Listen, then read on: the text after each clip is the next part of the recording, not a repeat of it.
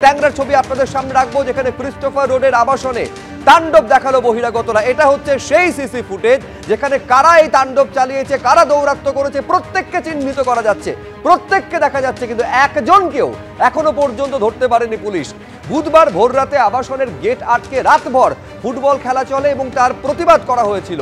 নিরাপত্তা রক্ষীরা বাধা দেন, তখন ভেতরে ঢুকে শতিনেক লোক তাণ্ডব চালায় বলে অভিযোগ। স্পষ্ট এই সিসি ফুটেজে দেখা যাচ্ছে কারা কারা সেখানে রয়েছে। তারা লিফটে উঠছে, প্রায় প্রত্যেকটা বাড়ির ডোরবেল তারা বাজাচ্ছে, উত্ত্যক্ত করছেন স্থানীয় বাসিন্দাদের, এই আবাসনের বাসিন্দাদের। প্রত্যেকের মুখ ছবিতে দেখা যাচ্ছে, কিন্তু একজনকেও এখনো পর্যন্ত ধরতে পারেনি পুলিশ।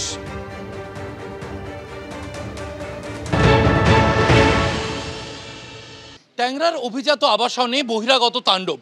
বুধবার ভোর রাতে এই গেট টপকে নিরাপত্তা রক্ষীদের ধাক্কা মেরে শতিনেক লোক তারা ভিতরে ঢুকে পড়েন, এমনটাই অভিযোগ আবাসিকদের। এবং এই যে ব্লক 5, সেই ব্লক 5-এর 1 থেকে 10 তলা পর্যন্ত উঠে যান বহিরাগতরা। বিভিন্ন ডোরবেল বাজানো হয়, দরজায় লাথি মারা হয়, এমনটাও অভিযোগ আবাসিকদের।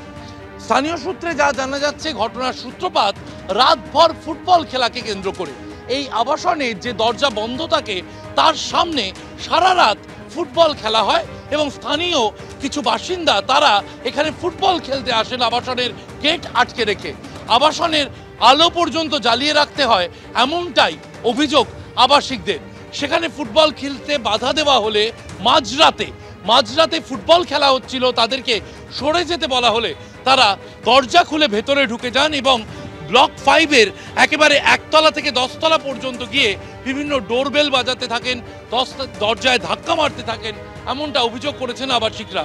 বুধবার ভোর রাতে এই ঘটনা যখন চলছেন, তখন নিরাপত্তা রক্ষীরা তারা ট্যাংরা থানায় খবর দেন।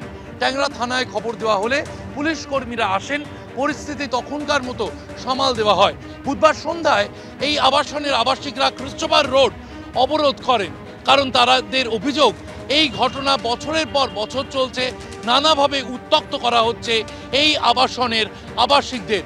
বুধবার রাতে এই মর্মে তারা ট্যাংরা থানায় লিখিত অভিযোগ দায়ের করেছেন। লিখিত অভিযোগ করা হয়েছে। ঘন্টার পর ঘন্টা পেরিয়ে গেলেও এখনো অধরা অভিযুক্তরা। যেখানে সিসি ক্যামেরার ফুটেজে ধরা পড়েছে বুধবার ভোর রাতে কারা এই আবাসনে ঢুকেছিলেন এবং তারা লিফটে উঠছেন, সেই ছবিও কিন্তু সিসি ক্যামেরায় ধরা পড়েছে। সিসি ক্যামেরায় অভিযুক্তদের ছবি থাকা সত্ত্বেও ঘন্টার পর ঘন্টা পেরিয়ে গেলেও অভিযুক্তদের গ্রেপ্তার করা হয়নি, এমনটাই অভিযোগ আবাসিকদের। ক্যামেরায় দিব্যেন্দু সিনহার সঙ্গে শিবাশিস মৌলিক, এবিপি আনন্দ, কলকাতা। দেখুন, ছবিতে কারা কারা উত্ত্যক্ত করছে এটা স্পষ্ট দেখা যাচ্ছে, কিন্তু তাও এখনো পর্যন্ত 24 ঘন্টারও বেশি সময় পেরিয়ে যাওয়ার পরে একজনকেও পুলিশ ধরতে পারেনি। খুব স্বাভাবিক, আবাসিকরা আতঙ্কের মধ্যে, আশঙ্কার মধ্যে থাকবেন। কি বলছেন তারা, দেখুন। তো ইন গেটে ওরা ফুটবল খেলছিল, সিকিউরিটি মানা করেছিল, ওরা শোনেওনি। রেসিডেন্টের ডিস্টারবেন্স হচ্ছে এটাও বলা হয়েছিল, এবং তারা সবাই মদ্যপ অবস্থায় ছিল। ঢুকে এবং আমাদের ব্লক 5 যেটা সামনের ব্লক, সেই ব্লককে লবি থেকে ওরা উপরে উঠে যায়। বেশ কিছু ছেলে ওপরে উঠে যায়, তারা সবাই মদ্যপ অবস্থায় উঠে গিয়ে র্যান্ডামলি প্রত্যেকটা ফ্লোরের বিভিন্ন ফ্ল্যাটে গিয়ে নক করেছে, দে আর কিকিং দ্য ডোরস, এবং সেই করতে করতে 10th ফ্লোর পর্যন্ত চলে গেছে। এবং দিনের পর দিন এইরকম বিভিন্ন ধরনের রিজন আছে যেগুলোতে আমরা রীতিমতো অত্যাচারিত হই। ফ্লাড লাইট অবধি সিকিউরিটিকে থ্রেটেন করে অন করানো হয়।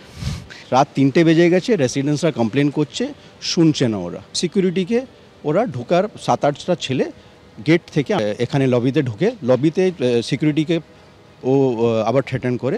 পুলিশ স্টেশনকে কল করা হয়েছে, ওখান থেকে অন আ ফর্ম্যালিটি দুজন এসে ওরা এই ছেলেদেরকে জাস্ট ওয়ার্ন করে চলে যায়।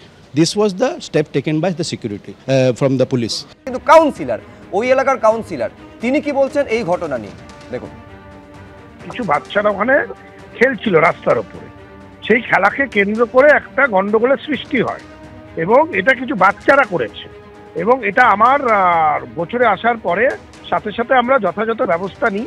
আবাসিকদের সাথে কথাবার্তা হয় আমি আমার কিছু লোকজনকে ওখানে পাঠাই, তারাও আবাসিকদের সাথে কথাবার্তা বলে বিষয়টাকে যাতে আর এরকম ঘটনা না ঘটে, এরকম অবাঞ্ছিত ঘটনা না ঘটে, সেই ব্যবস্থা আমরা নিয়েছি। ট্যাংরা থানা খুবই অ্যাক্টিভ থানা এবং ওখানে কোনো রকম কমপ্লেন গেলে অভিযোগ গেলে তারা সেটা যথাযথ ব্যবস্থা নেয়, এটাই আমার অভিজ্ঞতা।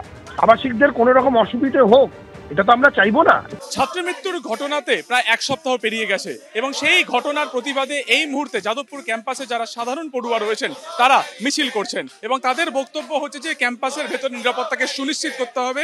আমাদের যে ঘটনা যাদবপুর বিশ্ববিদ্যালয়ে মর্মান্তিক ঘটনা ঘটেছে তার দ্রুত তদন্ত শেষ করতে হবে এবং তদন্তের রিপোর্ট সবার সামনে প্রকাশ করতে হবে।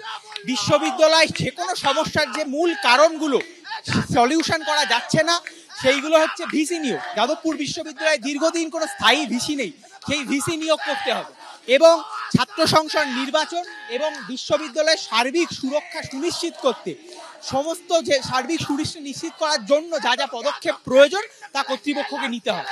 এই দাবি নিয়ে আজকে আমাদের মিছিল। আরো একাধিক দাবিকে সামনে রেখে এই মুহূর্তে কিন্তু যাদবপুর ক্যাম্পাসে ঠিক অরবিন্দ ভবনের সামনে থেকে এই মিছিল চলেছে এবং ক্যাম্পাসের মধ্যে বিভিন্ন জায়গাতে এই মিছিল কিন্তু ঘুরবে, যেখানে অংশগ্রহণ করেছেন একেবারে সাধারণ ছাত্রছাত্রী, যেখানে কোনো সংগঠনের তরফে আজকে কিন্তু এই মিছিলের আহ্বান করা হয়নি।